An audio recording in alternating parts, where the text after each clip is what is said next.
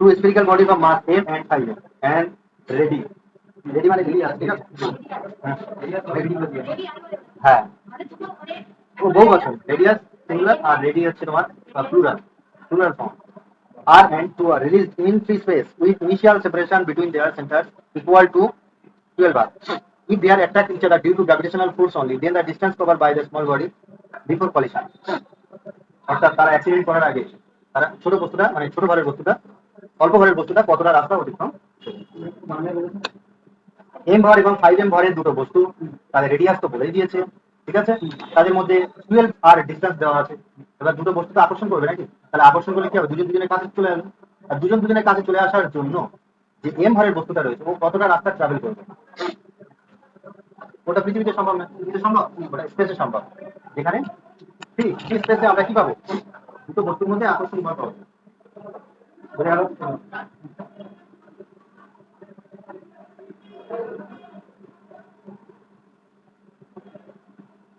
দুজন কি হবে দুজনের দিকে ছুটে আসবে তাহলে ছোট বস্তুটা কতটা রাস্তা অতিক্রম করবে সেটাই আমাদের বাইরে খাওয়া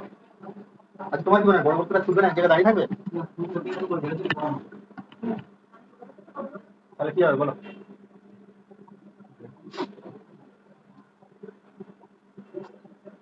দুজনের বলে দিয়েছে ভর বলে দিয়েছে দুজনের ভর যদি বলে দেয়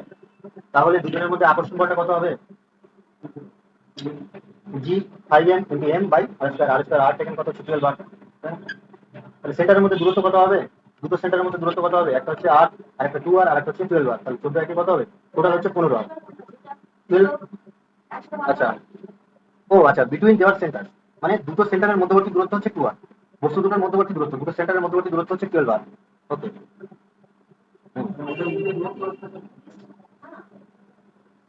আর বস্তু দুটোর মধ্যবর্তী দূরত্ব কত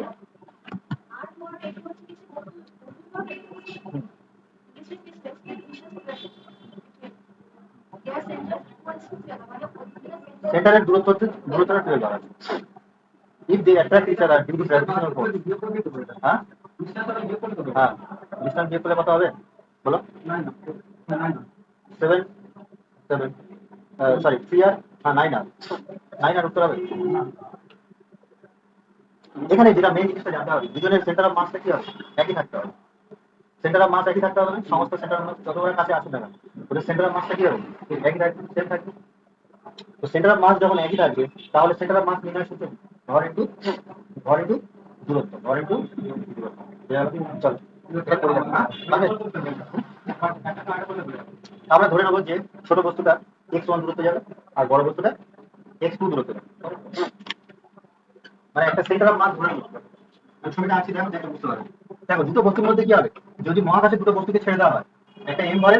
আর একটা হচ্ছে 5m ভরে ঠিক আছে দুটো বস্তুকে যদি আমরা ছেড়ে দিই তাহলে কি হবে দুটো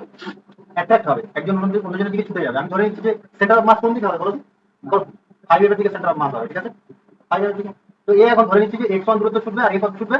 x2 তাহলে এর সেন্টার অফ মাসটা কত হবে m x1 সমান কত হবে 5m x2 তো এখান থেকে বার করে নাও না এখান থেকে আমরা x1 বার করতে পারবো তাহলে x1 সমান কত হবে x1 সমান হবে 5x2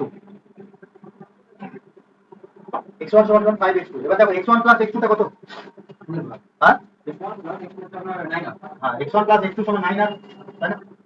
তাহলে x2 সমান কত হচ্ছে x2 সমান হবে 9 আর মাইনাস x1 নাকি তাহলে x1 equal to 5x2 x2 জায়গায় আমরা কি লিখবো 45 আর মাইনাস 5x1 তাহলে এখান থেকে আমাদের 6x1 সমান কত হবে 45 আর তাহলে x1 সমান কত হবে 45/6 45/6 মানে কত হবে 642 আচ্ছা 45/3 মানে 6 মানে এটাই হবে তাহলে আমাদের সেন্টার অফ মাসটা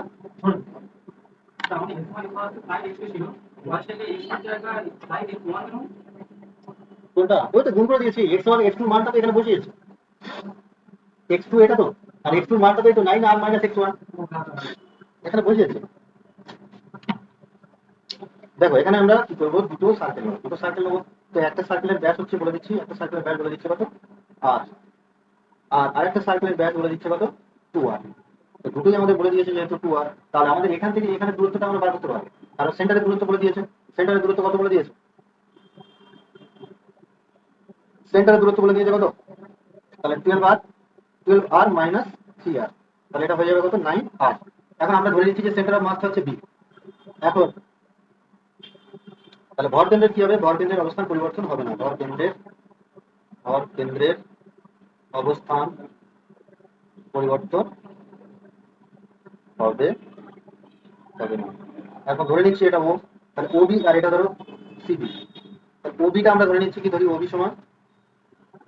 কত ধরবো আমরা x1, আর সিবি সমান কত ধরবো আমরা x2। এখন সরি সিবি না, এটাকে সি ধরবো আমরা, এটাকে সি ধরবো আর এটাকে ও ধরবো। তাহলে কতটা রাস্তা যেতে হবে, ঠিক আছে? তাহলে এটা হলো এম ভরের আর এটা হলো 5m। তাহলে সূত্র অনুযায়ী আমরা কি লিখতে পারি, সূত্র অনুযায়ী আমরা লিখতে পারি যে m ইন্টু x1 সমান কত হবে 5m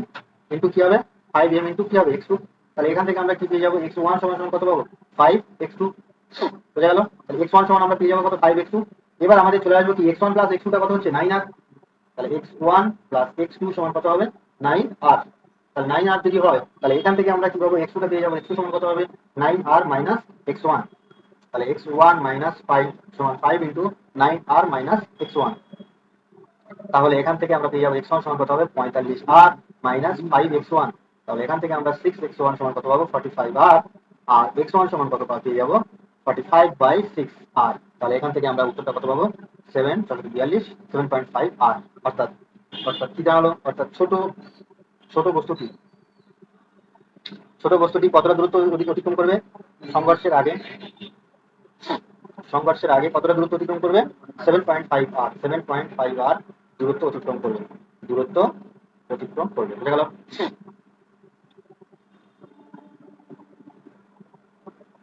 তাহলে এটার অপশন হবে কোনটা,